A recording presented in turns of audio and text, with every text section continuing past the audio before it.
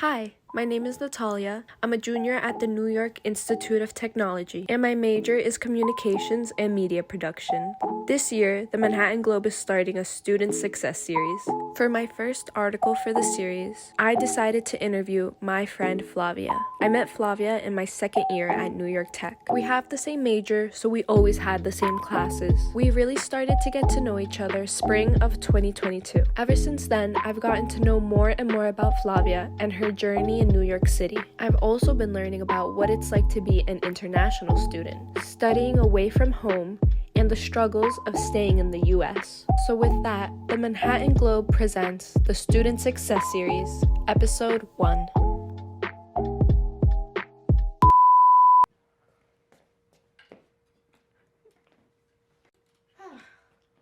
What is your name? How old are you? And where are you from? My name is Flavia, I'm 21, and I'm from Bucharest, Romania. Wait, I just realized. Wait, I'm Trayvon. 22. I'm 22. I'm not 21. My name is Flavia, I'm 22, and I'm from Bucharest, Romania. I'm majoring in communications and media production with a minor in graphic design. So I think when I was in 10th grade, I took a summer course at New York Film Academy, the one in Los Angeles, with one of my classmates. She really wanted to pursue acting for film in LA. It was like a 2-week course, and I was like, okay, well, I'll come with you. So we both went to Los Angeles with her parents and took that course. I just really liked the teachers, and like I made lots of friends there, and I felt like everybody was like nice and welcoming, and just the way things were taught here compared to how they're being taught in Romania seemed to work more on how I am as a person. So then I just decided to give this a shot. I applied to 20 universities here. I also applied to 5 universities in Europe, and in the end, here I am. There are times when I get homesick. For example, like whenever I miss one of my family members' birthdays, on Easter, for example, when they all celebrate Easter, because Easter is the only like I go home for Christmas and stuff like that, but for Easter I don't. And whenever I have like a tough time, I always wish my mom or my dad were here with me, or like my sister whenever like she does theater at her school, so whenever she has like a spectacle or something, not able to go, I feel like kind of sad that I'm missing all of these moments of her life. You know, I had to go. Of course, there are lots of like pros and cons of being an international student. Sometimes I like the fact that people seem like so interested, like I'm this alien. There are certain things that I am aware that other people are not aware of, like my teachers and stuff like that. For instance, the fact that you have to apply for an OPT after you finish school, the fact that while you're a student here, you are not allowed to work outside of campus. So like I can go take a job at Starbucks. That's not allowed on my visa. Lots of things like that. Or for example, when someone asked, like my first year when I was looking at apartments and stuff like that, many people were asking me for a credit score. You don't have credit scores in Romania, and in order for me to have a credit score here, I would have to have a credit card. In order to have a credit card in the United States, you need a social security number, something that as an international student you can't have. If I remember correctly, it's optional practical training. Basically, you apply for it up to 90 days before you finish university. It's a working visa for 1 year, or if you're part of STEM, it's for 3 years. You are allowed to work within the United States, but it needs to be something within your field of study. I would like to say no, and I would like to think that, but for the past year, I've applied to more than 100 jobs, and so far none of them came back to me. It also be because I didn't finish university yet, but one thing I noticed on most of my applications was that there's a question that says, will you need work visa sponsorship or something like that in the future? Which is something that I would need after the OPT would end if I wanted to keep staying here and working here. the specific company I would work for would have to pay once a year some money to the government or something. And I do think that the moment you press yes on that question, that would drop your chances on getting employed.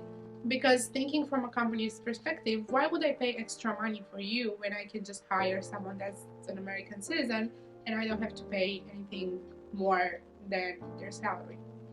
Just like small things like this make it really hard, and like it's hard for everybody to find a job after school or things like that.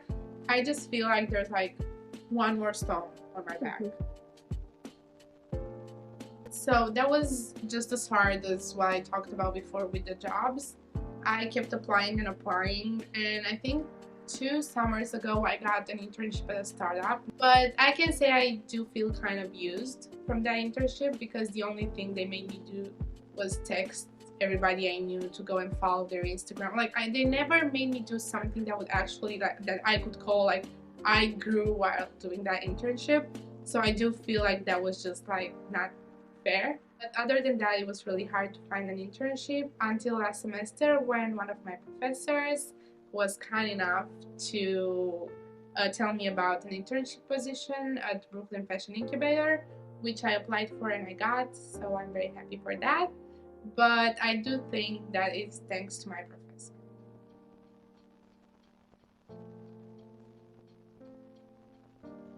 I don't regret coming here at all. I do wish though that um, I would have come here in a different time period. That meaning I wish COVID never happened while I was in school, because I feel like it took a lot from me. Like I had to move back to Romania for a year and a half. So I was here for like 6 months. I was just getting used to my life here. Then I had to move back because of COVID, and I had to come back here. But I really don't regret that, because I think that I pushed my limits here. And even in those moments where I'm thinking like, oh my god, like this is so hard, it would be so much easier for me back home where I know people know me, my parents are there. I do think that if I would have stayed back home, it would certainly be easier.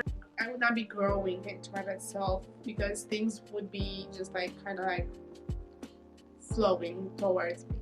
But at the same time, I'm the type of person that believes that you are where you're supposed to be. So if, let's say, things are not going to work out for me here, or I'm just going to end up moving somewhere else, I do believe that like that's the course I have to go through.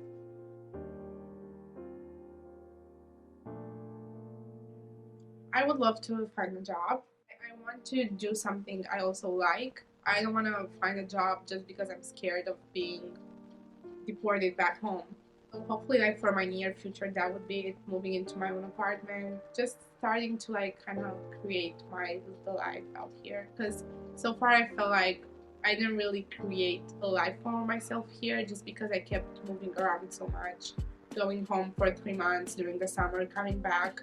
So I never had anything stable. Whenever I came back here, I kept moving from Bronx to Brooklyn to Queens to Upper Manhattan. Like I've never stayed in the same place more than a few months. So I would like to have something I could call home.